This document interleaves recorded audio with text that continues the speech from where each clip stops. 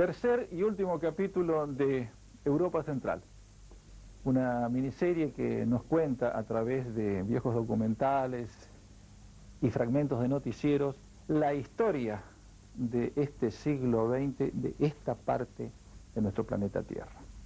En capítulos anteriores pudimos observar cómo fue la Belle Époque, el nacimiento del siglo, la Primera Guerra Mundial, el surgimiento del nazismo y del fascismo, la Segunda Guerra Mundial, luego la posguerra. Y las imágenes de hoy nos acercan a ese periodo que está compuesto por los años que van del año 1953 a 1991, con los movimientos dentro de los países del bloque socialista, algunos de los cuales están buscando tener una mayor libertad de expresión, y que culmina todo esto con la caída del muro de Berlín. Ya entonces, estas imágenes que nos permiten comprender mucho mejor la historia de la Europa Central en este siglo. Tercer y último capítulo de Europa Central aquí en la pantalla de Infinito.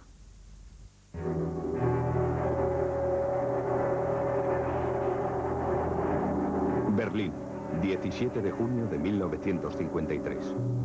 La rebelión comienza 3 meses después de la muerte de Stalin. En Berlín Oriental, los trabajadores en huelga arrancan la bandera roja. La multitud asalta las oficinas del partido.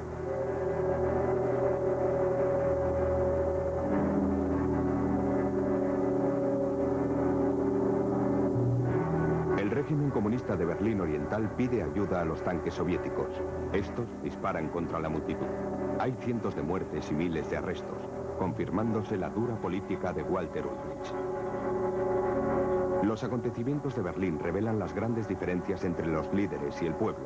Tendrán que pasar 40 años para que la lucha por la libertad que comenzó en Berlín alcance sus metas en toda Europa Oriental.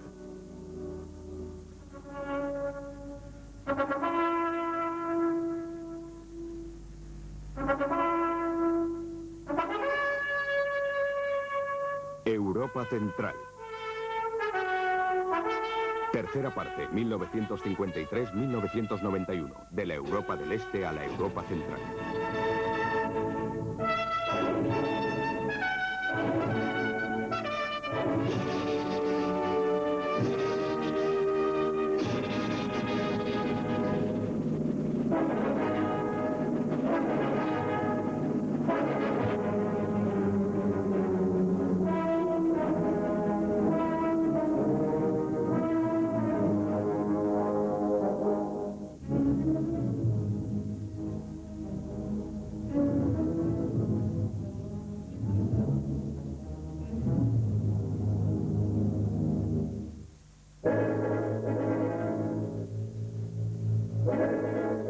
La herencia de Stalin finaliza en 1955 tras un periodo de incertidumbre. Se elimina el poder de su vieja guardia, pero los nuevos líderes quieren seguir manteniendo el control absoluto.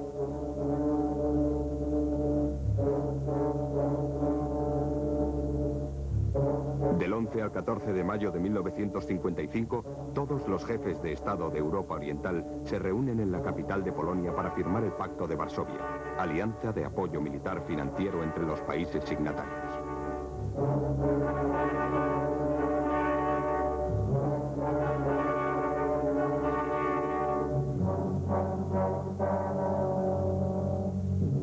El nuevo jefe de Estado, Bulganin, firma el tratado en nombre de la Unión Soviética.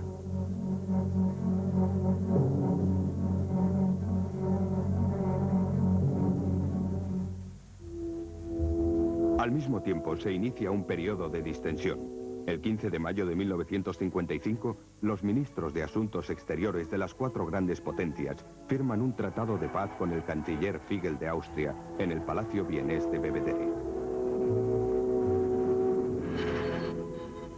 La muerte de Stalin precipita esta negociación, estancada durante 10 años.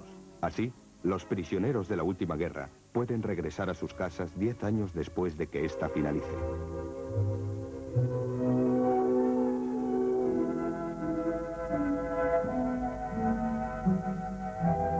Austria vuelve a ser una nación independiente y al encontrarse en la frontera entre los países occidentales y los países del bloque del Este, declara su neutralidad.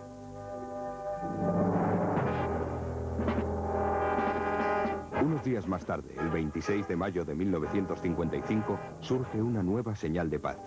El líder del nuevo gobierno del Kremlin, el primer secretario del partido, Nikita Khrushchev, se dirige a Belgrado para rendir honores a Tito y denunciar todas las acusaciones que se hicieron contra él en 1948.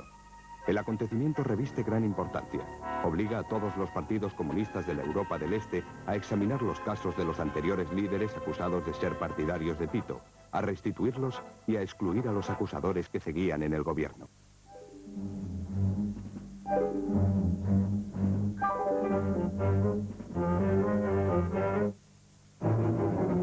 A principios de 1956 tiene lugar otro asombroso evento. Durante el 20º Congreso del Partido Comunista de la Unión Soviética, Nikita Khrushchev lee un informe en la noche del 24 al 25 de febrero, donde denuncia la política represiva de Stalin y todos los crímenes cometidos en su nombre. Este informe secreto conmociona a todo el mundo y es emitido en parte por emisoras de radio occidentales.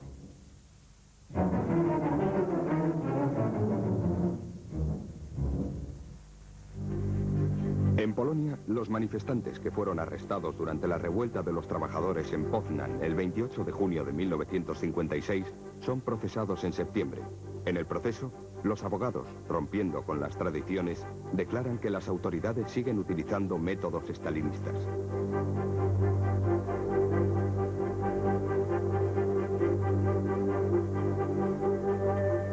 Polonia se alegra.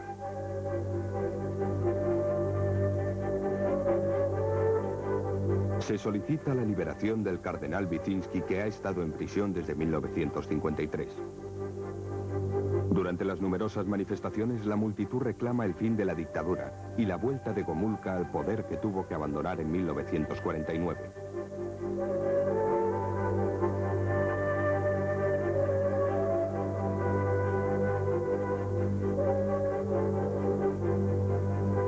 El 13 de octubre de 1956 vuelve al Comité Central y unos días más tarde será nombrado secretario general del Partido de los Trabajadores. Anuncia diversas reformas, pero lo que es más importante, confirma la decisión de Polonia de permanecer en el bloque socialista.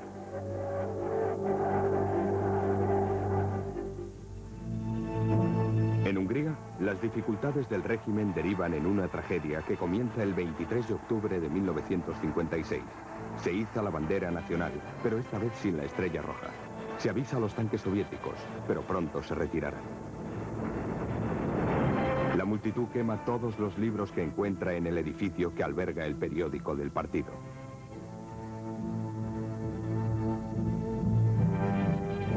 Las paredes de la ciudad están cubiertas con el más anhelado deseo del pueblo: rusos fuera.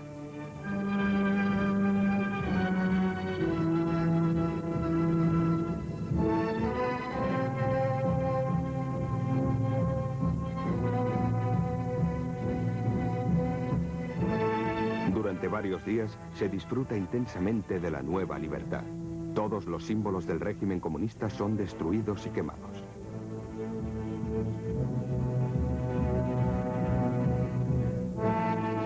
La estatua de Stalin, símbolo de la dictadura y la influencia extranjera, es derribada durante las primeras manifestaciones.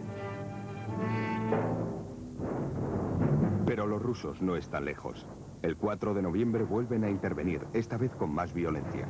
Se inicia una lucha desigual, eliminando todo atisbo de oposición y matando a los que luchan por la libertad.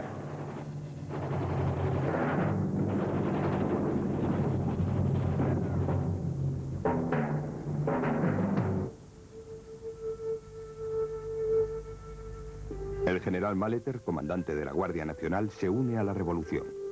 Los soviéticos le arrestan cuando está negociando con ellos. Será ejecutado el 16 de junio de 1958, junto con el jefe de gobierno, Imre Nagy.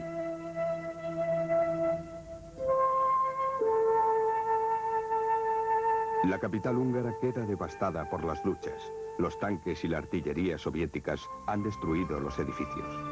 Pero aún así, los jóvenes soldados de Budapest queman gran número de tanques con sus cócteles Molotov.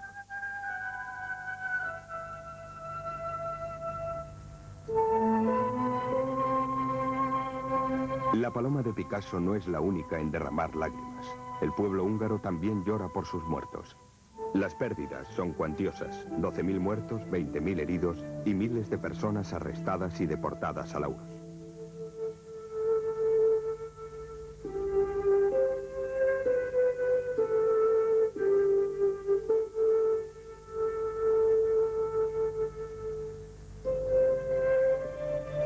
El 4 de noviembre, János Kadar proclama la constitución de un gobierno prosoviético para detener la revolución y salvar el socialismo. El cardenal Wyszynski, condenado a cadena perpetua en 1949 y puesto en libertad durante la revolución, busca asilo político en la Embajada de los Estados Unidos, donde permanecerá durante varios años.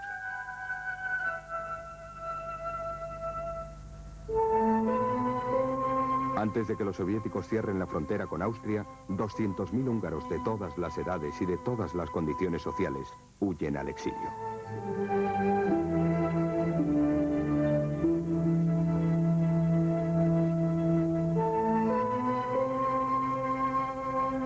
La Revolución Húngara de 1956 prueba definitivamente que el régimen comunista solo puede mantenerse con el poder del Ejército Rojo.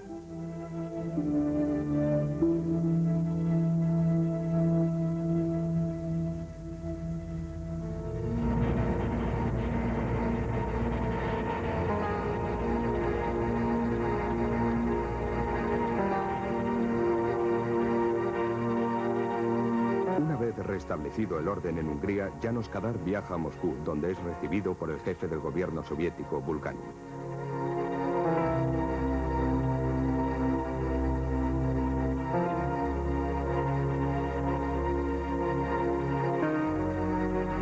Posteriormente, el 28 de marzo de 1957, firma un tratado con Nikita Khrushchev, por el cual se enviarán provisionalmente las tropas soviéticas a Hungría. La provisionalidad durará 35 años. Khrushchev insiste en mantener la cohesión del bloque. Le otorga a Walter Ulbricht, de Alemania Oriental, el derecho a prohibir la comunicación entre los diferentes sectores de Berlín Oriental. El 13 de agosto de 1961, la policía de Alemania Oriental comienza a bloquear las carreteras y a construir lo que se denominará el Muro de la Vergüenza. La población está conmocionada. La gente se despide a través del alambre de espino. La policía de Alemania Oriental organiza patrullas para prevenir deserciones.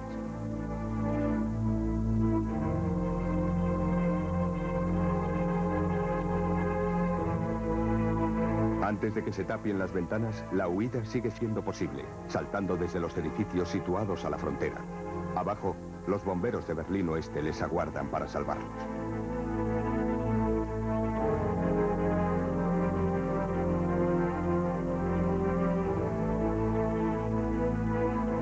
Poco a poco se cierra la frontera. La policía y los soldados de la Alemania Oriental vigilan constantemente y cierran la última brecha por la que desde 1949 2.700.000 alemanes del este han escapado del paraíso de los trabajadores. Los comunistas intensifican sus represiones.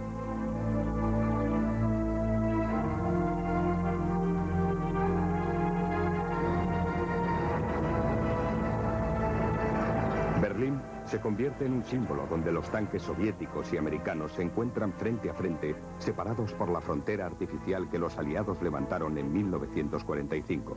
Durante 30 años, el Muro de la Vergüenza simbolizará la división de Europa.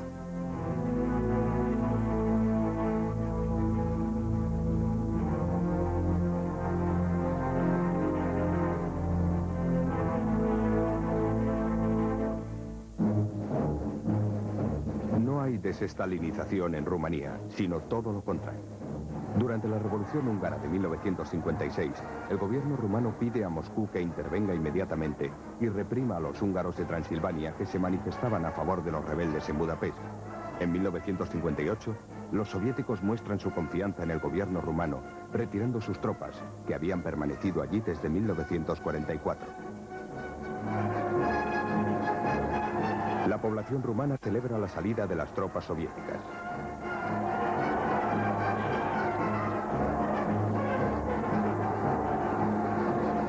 A partir de ahora, la propaganda oficial refleja una Rumanía independiente que no volverá a seguir las órdenes de Moscú. En 1965, la modernización del partido motiva la elección de Nicolae Ceausescu como secretario general. Exige un exacerbado culto a su personalidad. Se le conoce como el genio de los Cárpatos o el guía. En realidad, es un dictador que mezcla las metáforas del marxismo y el nacionalismo a su propio albedrío.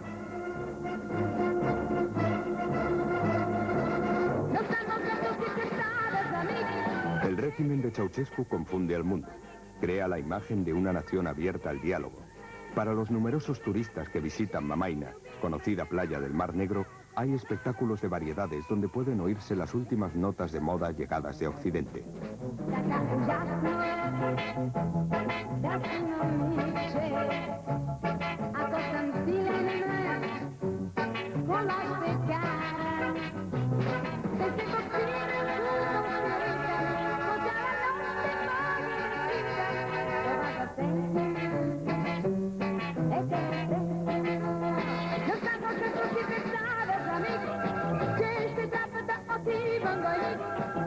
Se puede asistir a desfiles de moda y de peinado.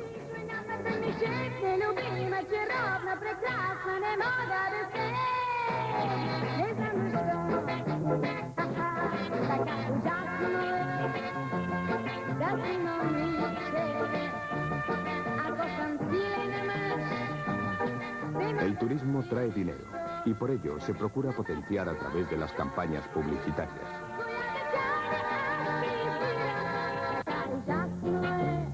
La propaganda tiene éxito. A partir de ahora se habla del socialismo rumano.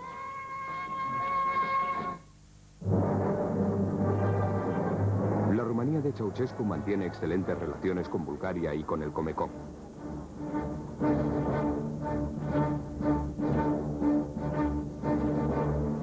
Todor Zhivkov es el hombre fuerte de Bulgaria y lo ha sido desde su nombramiento como secretario general en 1956. Perfeccionista del estalinismo, Zhivkov está tan unido a la política soviética que algunas veces se le ha dado a Bulgaria el apelativo de la 16ª República Soviética. Se le profesa una gran admiración en Bulgaria. Como jefe de Estado, está siempre presente en las manifestaciones populares de carácter oficial. Todor Zhivkov está literalmente en todas partes. Asiste a ceremonias e inaugura fábricas.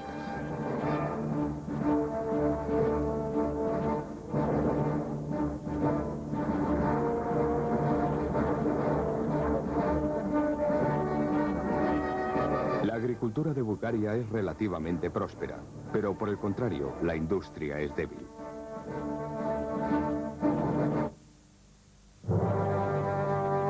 La Yugoslavia de Tito intenta dar la imagen de un tipo de socialismo diferente, pero internamente, el régimen yugoslavo no varía mucho del resto de los países democráticos populares.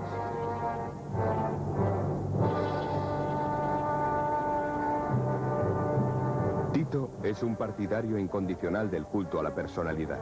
Durante las concentraciones populares, siempre acompañadas de grandes aplausos, el mariscal Tito aparece con el uniforme lleno de medallas, seguro de sí mismo, absolutamente seguro de que nadie se opondrá a su decisión.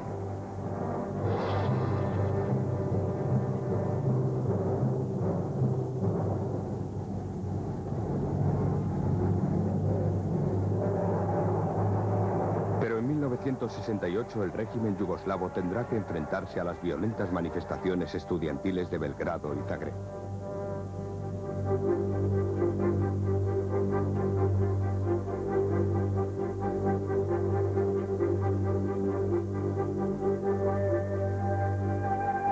Nada de esto impedirá que Tito aparezca en público con estrellas de Hollywood como Richard Burton y Elizabeth Taylor, que a menudo han sido sus huéspedes.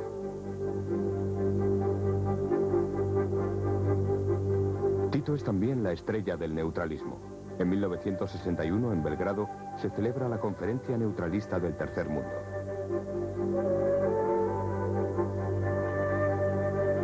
Recibe a Nasser, Burgiva, Nehru, Makarios y el emperador Haile Selassie. Pero Tito también se ha asociado con las superpotencias y mantiene relaciones igualmente cordiales con el presidente Richard Nixon o con el nuevo jefe del Kremlin, Leonid Brezhnev.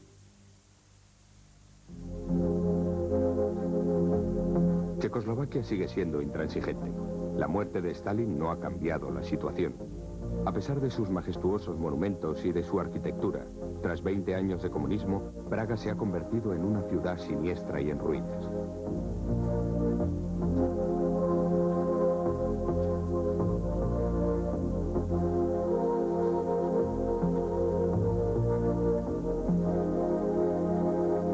Pero no se pierde la esperanza y se siguen celebrando desfiles de moda con el fin de recalcar la apariencia de Praga entre las dos guerras mundiales.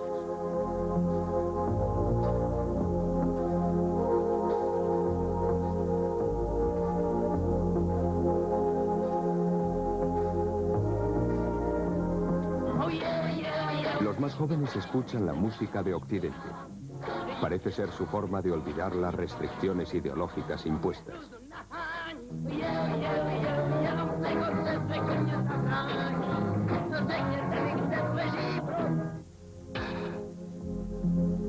La Escuela Cinematográfica de Praga, cuyos líderes son Jiří Menzel y Milos Forman, representantes de la nueva ola checa, se opone al gobierno y es exponente de una intensa vida cultural, a pesar de los rigores de la censura.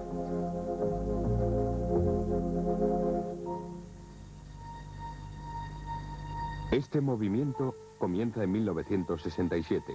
Alexander Dubček sustituye al estalinista Antonín Novotny como secretario general del partido. El 12 de diciembre, otro liberal, el general Svoboda, es elegido presidente de la República. Es el inicio de la primavera de Praga. La censura es abolida y por todo ello Moscú se muestra furioso. Hay un primer aviso. Las maniobras militares del Pacto de Varsovia, concebidas para 3 semanas, se prolongan 2 meses más. La población checa firma peticiones solicitando la salida inmediata de las tropas.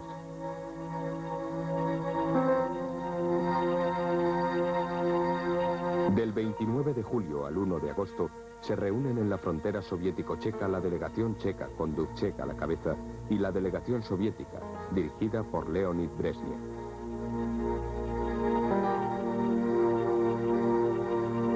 Ambas partes declaran sus intenciones. Brezhnev se mantiene firme, no cederá.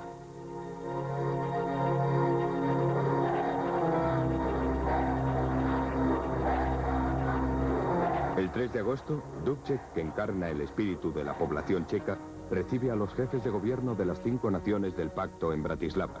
Gomulka, de Polonia. Ulbricht, de Alemania Oriental. Zhivkov, de Bulgaria.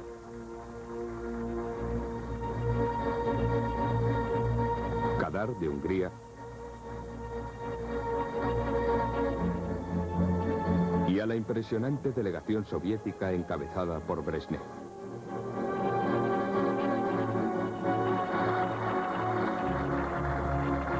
Es la última oportunidad. Dubček está convencido de que tiene que intentar por todos los medios humanizar el socialismo. Pero ni Gomulka, ni Walter Ulbricht, ni siquiera Leonid Brezhnev tienen la intención de que Dubček continúe sin ningún tipo de traba su política.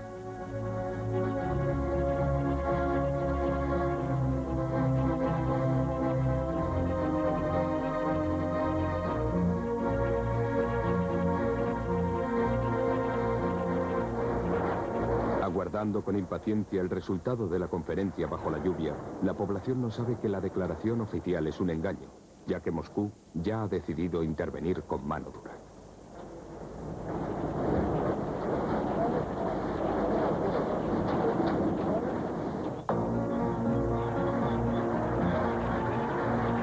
El 21 de agosto de 1968, el ejército del Pacto de Varsovia invade Checoslovaquia.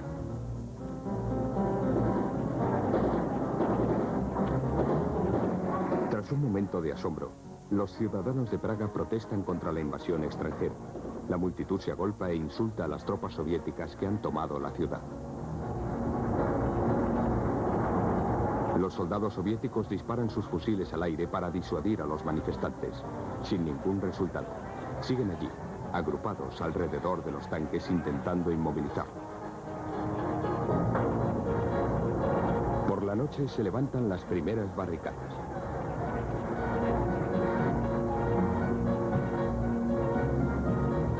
Se lanzan cócteles Molotov, se queman tanques.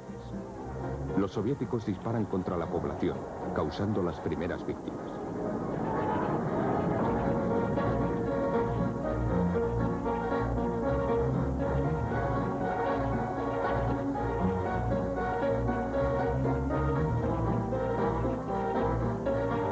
Pero el ánimo no desfallecerá.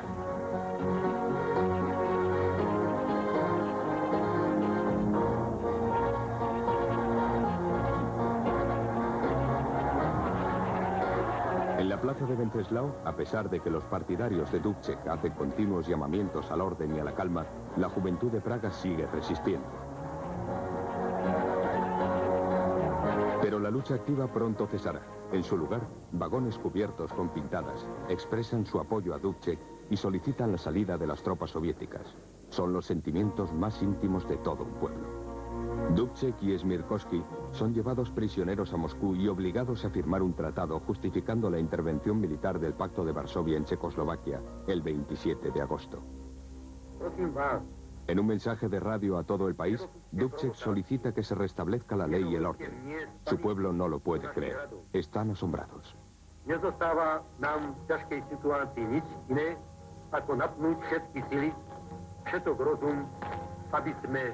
ďalšej práci skutočne obstáli. Nezahynie národ, v ktorom sa každý dokáže riadiť tak svojim rozumom, ako svojim svedomím. Las tropas soviéticas se asientan por todo el país con un potente armamento.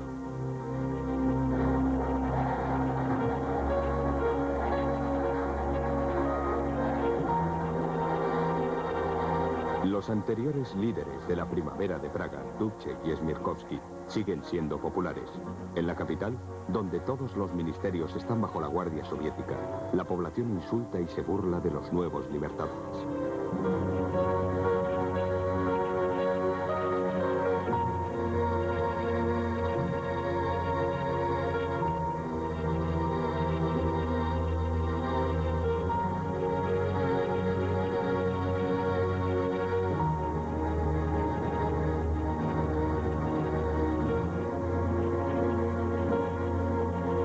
Aparecen nuevos rostros en la cúpula del partido, hombres como Villa. Y especialmente Husak, que representan la normalización. Gustav Husak sustituirá a Dubček en la presidencia del partido en abril de 1969.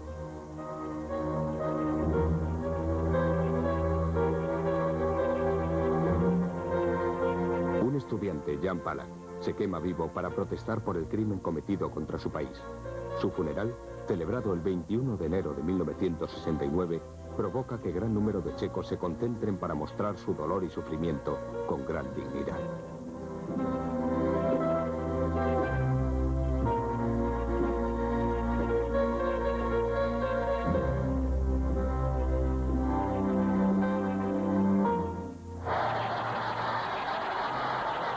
Como el resto de los países del este, Polonia quiere su libertad. Gomulka parece haber olvidado que fue el pueblo el que le concedió el poder en 1956, pero los jóvenes polacos están allí para recordárselo. La juventud de Varsovia acude al concierto de los Rolling Stones celebrado en la capital.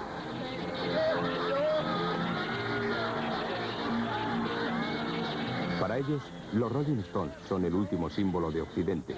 Para el gobierno, que da su aprobación al concierto, sirve para dar a los jóvenes la oportunidad de ovacionar a sus ídolos. Es una forma de canalizar la energía rebelde de los más jóvenes, al mismo tiempo que para dar al mundo una imagen de libertad. Al menos, esa es la opinión del gobierno.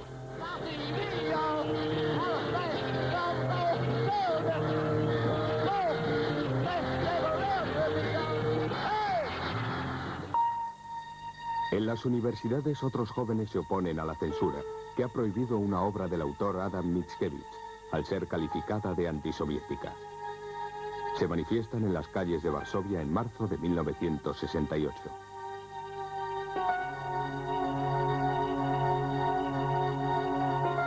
A pesar de la intervención de la policía, las protestas de los estudiantes llegan a todas las universidades.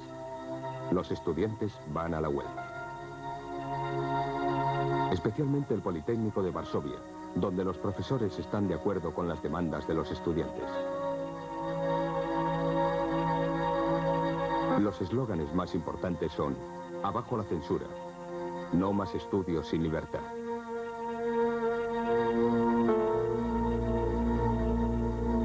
Para Gomulka y sobre todo para Mozart, ministro del Interior, la rebelión es dirigida por los trotskistas, maoístas y judíos. Posteriormente, durante una manifestación popular en protesta por la invasión de Checoslovaquia, Richard Siewicz se quemará vivo.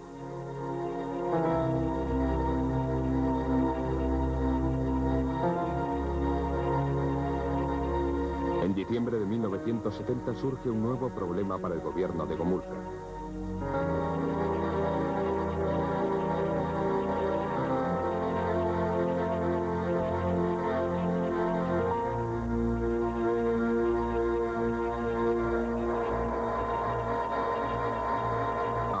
Son los trabajadores quienes se levantan. La huelga comienza el 14 de diciembre tras un comunicado del gobierno sobre el gran aumento en el coste de los artículos de primera necesidad. Las sublevaciones comienzan en Gdansk y serán secundadas al día siguiente en Gdania y más tarde en Stettin. Es declarada la ley marcial. La represión es brutal. Se dispara contra los manifestantes e incluso llegan los tanques del ejército polaco. Las cifras oficiales son 45 muertos y 1.165 heridos. Miles de trabajadores son arrestados.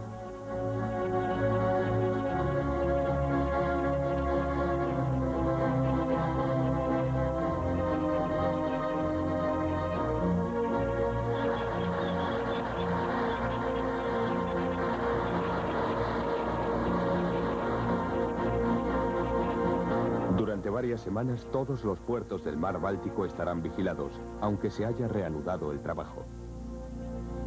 Sin embargo, Gomulka, que ha defraudado desde 1956 repetidamente a su pueblo, es obligado a retirarse el 20 de diciembre. Su sucesor, Eduard Gierek, promete reformas. La propaganda oficial intenta transmitir felicidad y paz, especialmente ante la prensa. Los campesinos ofrecen a los líderes el pan elaborado con el trigo de su nueva cosecha.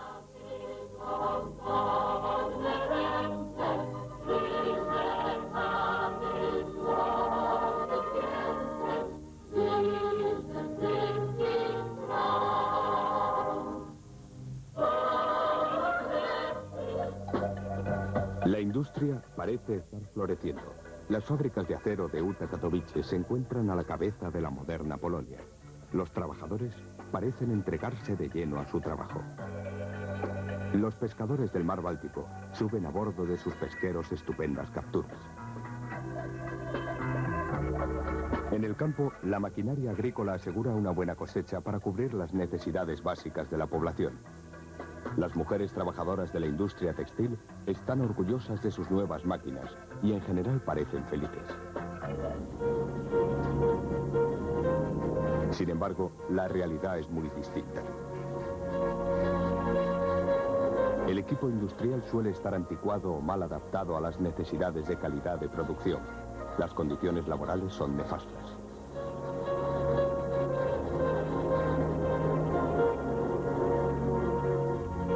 Y el rostro de las mujeres trabajadoras refleja la dureza a la que están expuestas todos los días.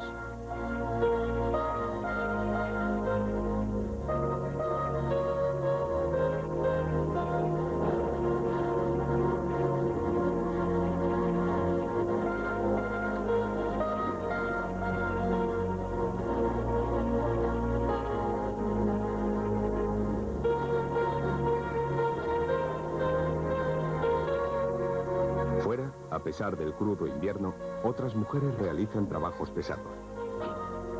Pero, de todos modos, el régimen proclama que se está ocupando de las necesidades de las mujeres. Así es fácil entender cómo uno de los mayores problemas de Polonia es de carácter social.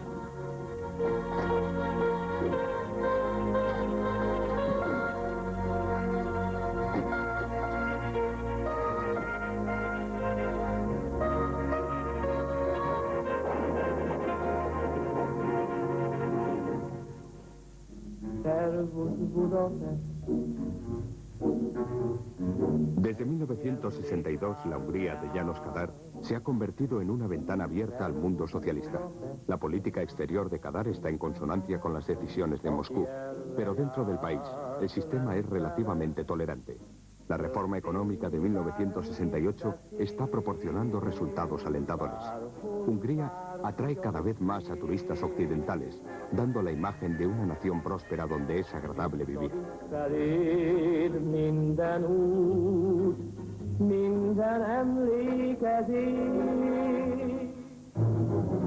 El 1 de agosto de 1975, durante la conferencia de Helsinki, 33 jefes de Estado, tanto del este como del oeste, firman un acuerdo para la seguridad y cooperación en Europa, aceptando que los derechos del hombre deben ser respetados. De ahora en adelante, en el este, la oposición se apoyará en el acuerdo de Helsinki para solicitar las reformas.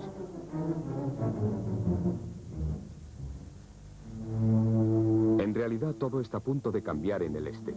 La economía de Yugoslavia está en una situación extrema cuando el mariscal Tito muere el 4 de mayo de 1980. A su funeral, celebrado el 8 de mayo en Belgrado, asisten importantes jefes de Estado de todo el mundo. Difícilmente se ocultan los complejos problemas a los que deberán enfrentarse sus sucesores.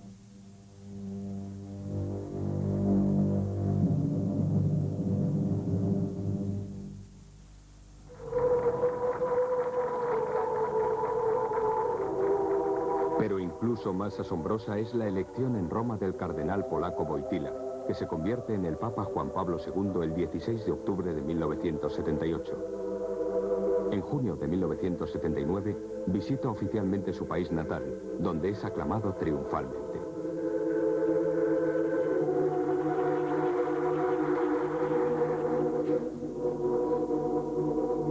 Le recibe el secretario general del Partido de los Trabajadores, Eduard Gierek. En Polonia, donde tanto los trabajadores como los intelectuales protestan, la presencia de Juan Pablo II inspira grandes esperanzas. El Papa reafirma su posición ante los derechos del hombre y el derecho de toda persona a tener una existencia digna y un salario justo.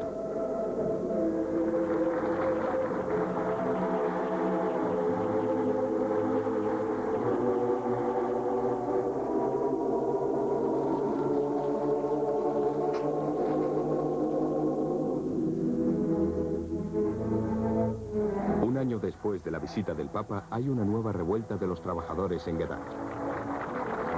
Dirigidos por un joven electricista de los astilleros, Lech Walesa, se declaran en huelga en agosto de 1980. El movimiento crece, llegando a comprender a más de 100.000 trabajadores. Toman el control de los astilleros y distribuyen entre la población panfletos donde exponen sus peticiones.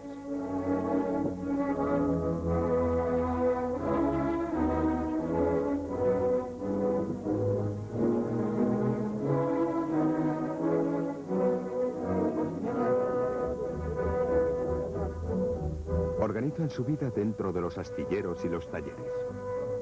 Comen, charlan y duermen allí lo mejor que pueden bajo condiciones no muy favorables.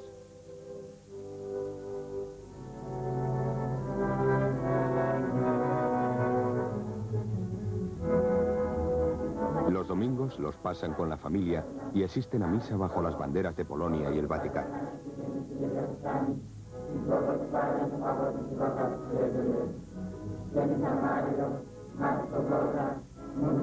Como los demás, Walesa reza junto a los suyos.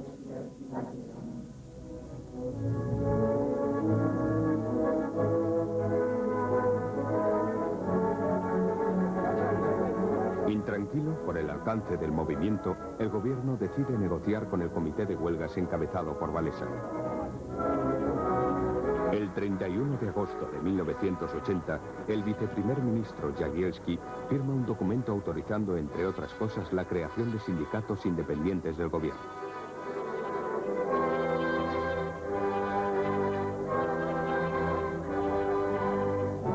Esto supone una victoria tanto para Lech Walesa como para Solidaridad. Por primera vez en la Europa del Este hay un movimiento sindical, algo impensable hasta ahora en un país comunista. Mamy wreszcie niezależne, samorządne związki zawodowe.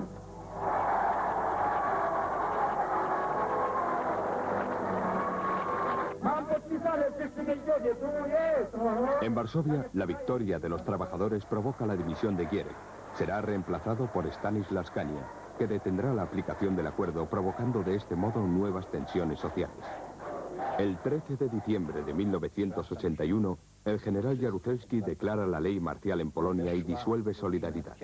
Es consciente de que nadie comprende lo que está ocurriendo en Polonia, Moscú, Praga y Berlín Oriental.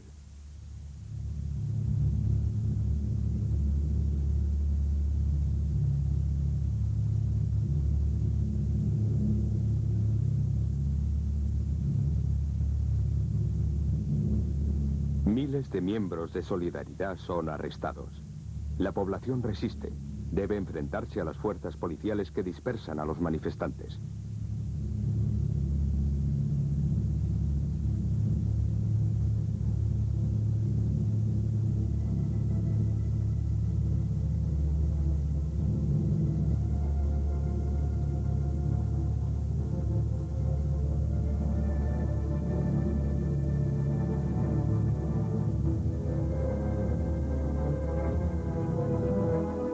Lech Walesa es liberado.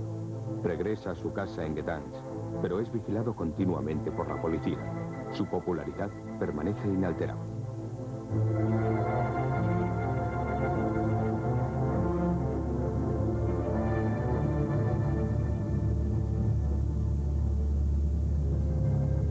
En mayo de 1985, en el 30 aniversario del Pacto de Varsovia, la última cumbre de la vieja Guardia Comunista, el general Jaruzelski da la bienvenida a los jefes de Estado de la Europa Oriental.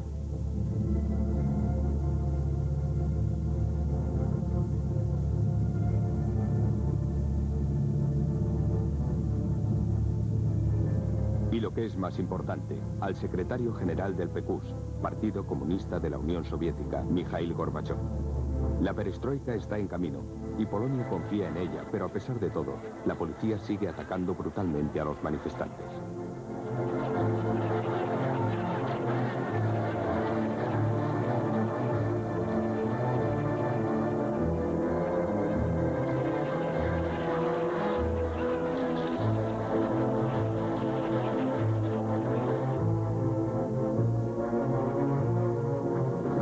Solidaridad vuelve a aceptar el reto en 1988 y surgen nuevas huelgas. Walesa y su asesor, Tadeusz Mazowiecki, están de acuerdo en negociar con el gobierno. La conferencia tiene lugar en abril de 1989.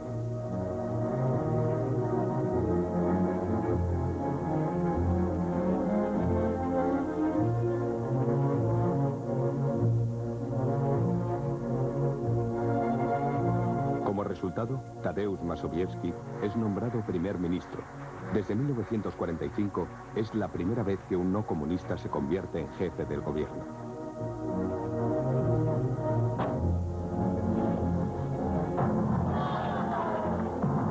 Se derrumban los símbolos del viejo régimen. Se destruye la estatua de Félix Dzerzhinsky, creador de la auténtica checa.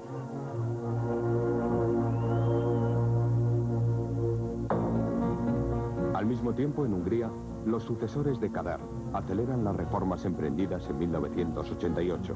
El telón de acero es desmantelado en la primavera de 1989. La frontera austriaca se abrirá para miles de alemanes orientales que pretenden huir hacia la Alemania occidental.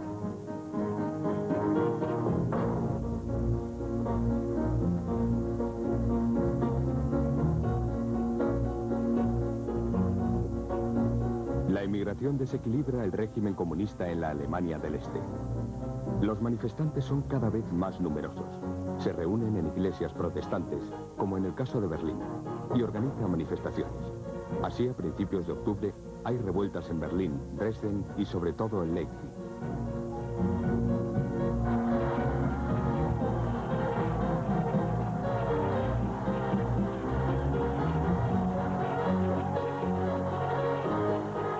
El 5 de octubre de 1989, la visita de Gorbachov a Berlín Este, donde es recibido por Erich Honecker, acelera los cambios acontecidos en la Alemania del Este.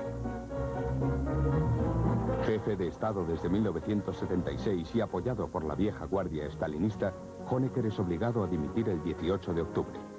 Su sucesor declara que la frontera entre la Alemania del Este y la República Alemana Occidental está ya abierta. El 9 de noviembre de 1989, los jóvenes de Berlín Este asaltan el muro de la vergüenza con piquetas y llenos de alegría. Pero el momento sigue siendo muy intenso. Se comienza a derribar un muro que ha sido escenario de innumerables tragedias.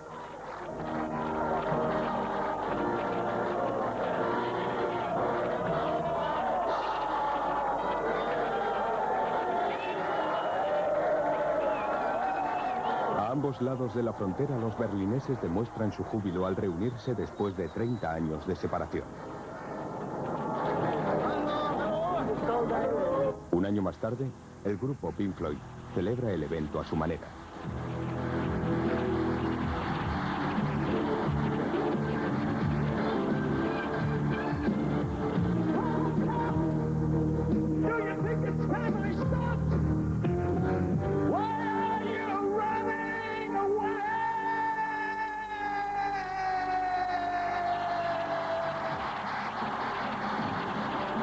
Pero para entonces, el muro es tan solo un mal recuerdo. La historia se está forjando demasiado deprisa. El 3 de octubre de 1990 tiene lugar un acontecimiento de vital importancia. Alemania consigue la unificación.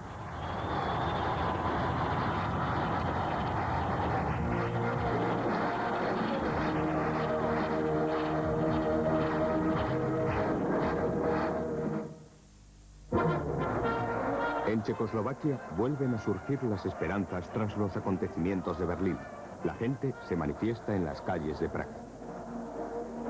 Los intelectuales, la iglesia y el autor del Fórum Cívico, Václav Havel, encabezan el movimiento.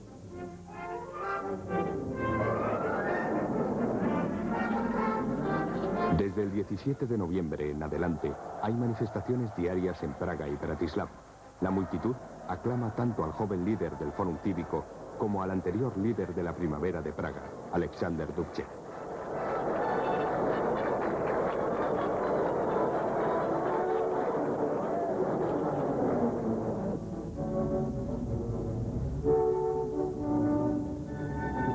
El 24 de noviembre, el secretario general del Partido Comunista Checo, Miloš Jakeš, dimite.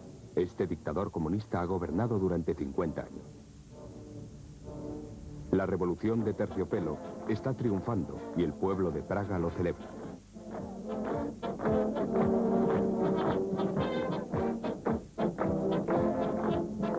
El 29 de noviembre, la Asamblea Nacional, cuyo presidente es Alexander Dubček, elige a Václav Havel como presidente de la República. Checoslovaquia ha vuelto a su tradición democrática.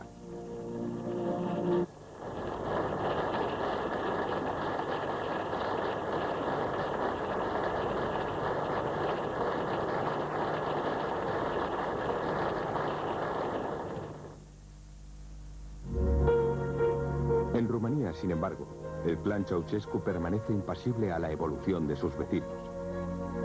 Los rumanos están construyendo un comunismo científico, pero para ello tienen que destruir todo lo que se encuentren en su camino.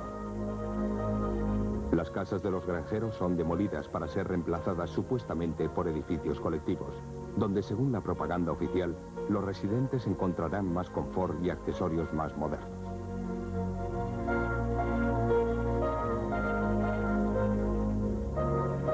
Pero la verdad no es esa, y el invierno será difícil de soportar.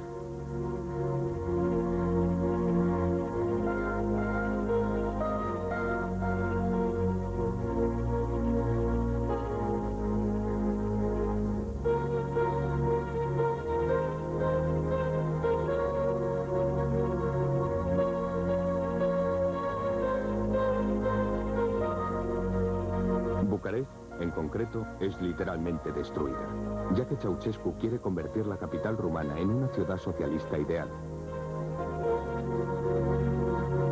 Sobre las ruinas de la vieja ciudad, ha ordenado construir una gigantesca avenida de la victoria socialista, que conduce hasta el Palacio Gubernamental. El fin llega el 16 de diciembre. Timișoara se levanta. El 21, Ceausescu se dirige a la multitud reunida ante el Palacio Gubernamental y denuncia la conspiración fascista inspirada por las fuerzas extranjeras. Pero los ciudadanos no se quedan convencidos.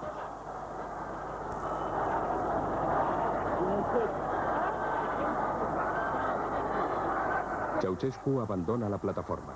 No se le volverá a ver con vida. La población rumana toma las calles para celebrar la caída del poder de Ceausescu. Pero la Securitate sigue allí y dispara contra la multitud. Hay cientos de víctimas. La revolución triunfa con gran dificultad.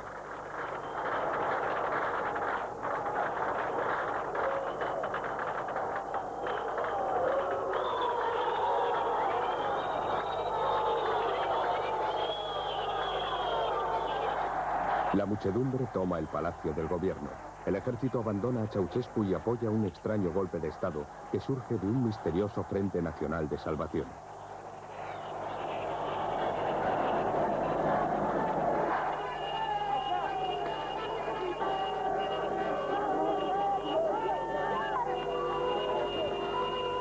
Ceausescu y su mujer, Elena, son hechos prisioneros. Un grupo de oficiales y un personaje extraño, Gelu Boykan, organizan un juicio para condenar al matrimonio Ceausescu que se defiende con desesperada fuerza.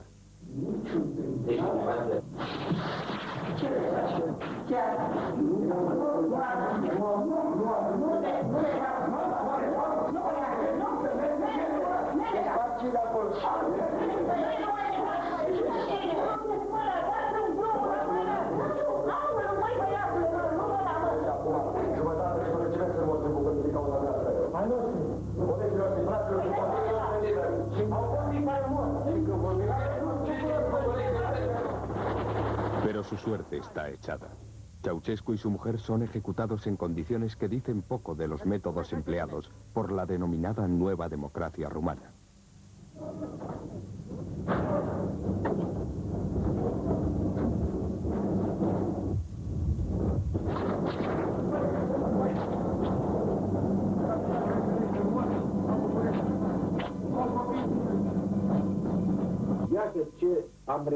El gobierno es ocupado por antiguos comunistas que habían sido amigos de Ceausescu, tales como Iliescu, que se convertirá en presidente de la República tras las elecciones del 20 de mayo de 1990.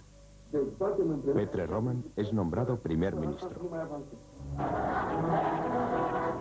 La oposición democrática y los estudiantes hacen públicas sus dudas sobre la honestidad de las elecciones organizando huelgas y manifestaciones.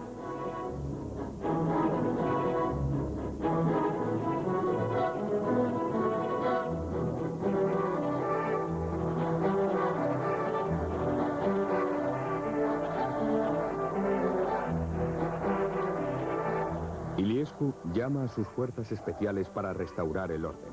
El 14 de junio de 1990 entran en Budapest e implantan el terror en la ciudad durante 2 días, asesinando indiscriminadamente. Estos mineros regresarán exactamente un año más tarde, solicitando la dimisión de Petre Roman y consiguiéndola.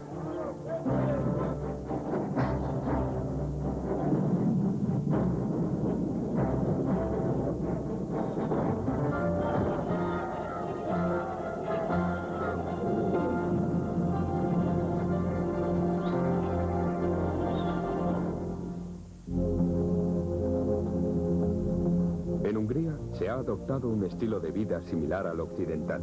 Los escaparates están bien decorados y a pesar de la crisis económica, la gente vive mejor que en otros países socialistas. La transición hacia una democracia pluralista evoluciona sin problemas importantes. Supone una victoria para la política seguida por Gorbachov desde 1988.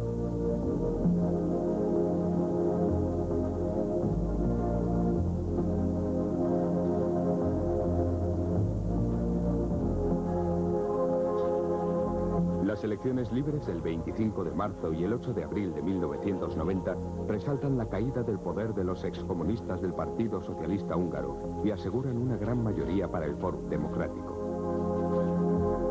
Su líder, Joseph Antall, se convierte en primer ministro. Un año más tarde, el Parlamento nombra a Arpad Goncs, líder de la Alianza de los Demócratas Libres, presidente de la República.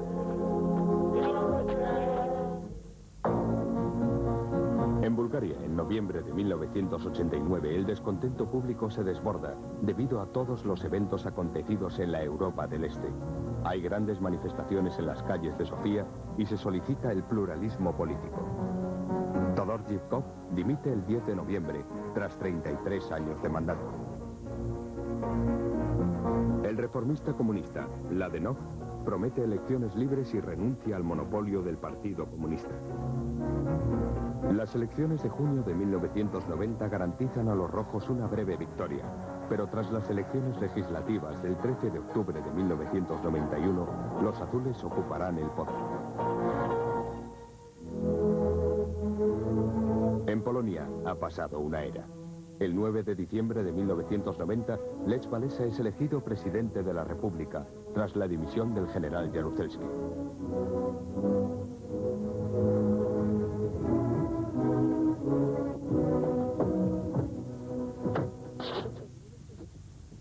El electricista de los astilleros de Gdansk ha recorrido un largo camino. Fundador de Solidaridad, recibe el Premio Nobel de la Paz en 1983. Jura su mandato el 22 de diciembre de 1990. Obejmując urząd prezydenta Rzeczypospolitej Polskiej,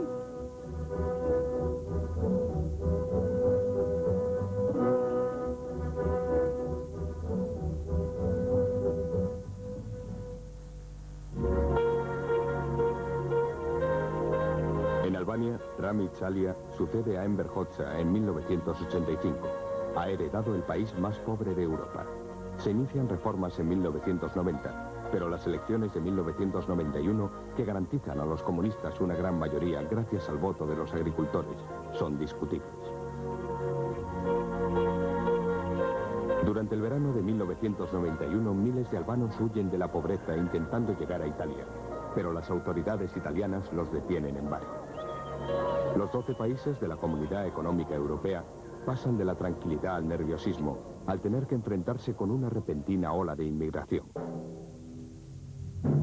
Europa también está preocupada por los acontecimientos de Yugoslavia. Por primera vez en 70 años hay elecciones en Eslovenia y Croacia. Los votantes se oponen masivamente a las estructuras impuestas en 1919.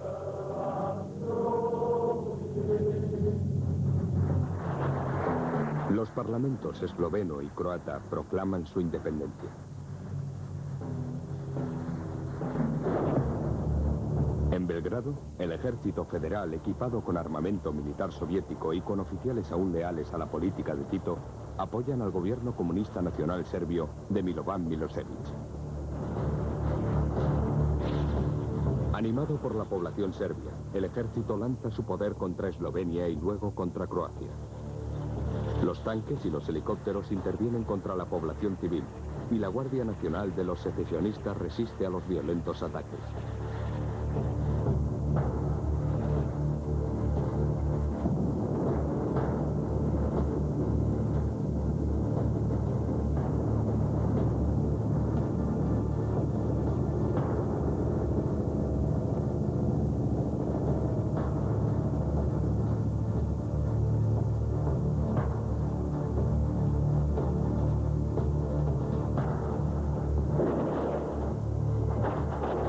Las fuerzas aéreas bombardean incesantemente las ciudades croatas.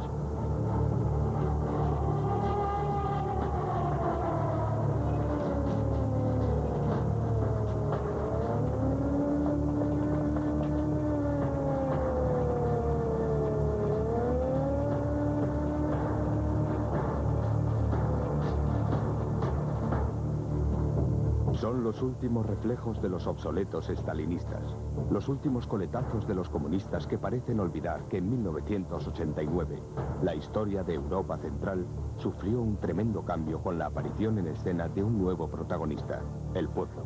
El pueblo se ha despertado, se ha levantado contra todas las formas de dictadura y como lo hiciera en Francia en 1789 y en los Estados Unidos en 1776, también se ha opuesto a un régimen despótico.